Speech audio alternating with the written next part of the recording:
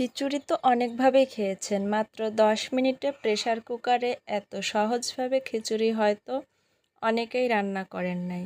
আসসালামু আলাইকুম, নুবরি চ্যানেলের পক্ষ থেকে আপনাদেরকে স্বাগতম জানাচ্ছি অল্প সময়ের মধ্যে এইভাবে মিক্স খিচুড়ি রান্নার রেসিপিটা দেখার জন্য। তো দেখুন, প্রথমে আমি এই যে চাল আর ডাল একসাথে মিক্স করে ধুয়ে প্রেসার কুকারে দিয়ে দিয়েছি, সাথে কাঁচামরিচ কুচি আর পেঁয়াজ কুচি, স্বাদমতো লবণ, যা তেল মশলা লাগে আমি সব কিছুই একের পর এক দিয়ে দিয়েছি।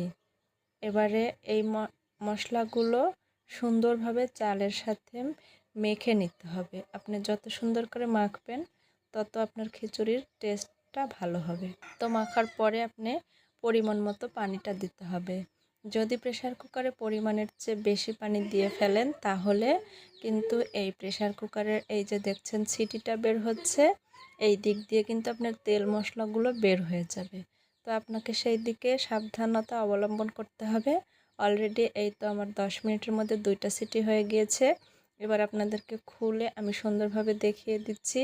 এই যে প্রেসারের ঢাকনাটা আমি খুলে নিলাম। এই যে যেহেতু আমার অল্প চাউল, তার জন্য এই যে দেখছেন কি সুন্দর ঝরঝরে হয়েছে খিচুড়িটা।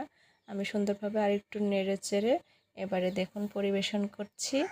আপনাদের কার কার ভালো লেগেছে আর এত সহজে কে কে বাসায় ট্রাই করেছেন প্লিজ কমেন্টে বলে দিয়েন।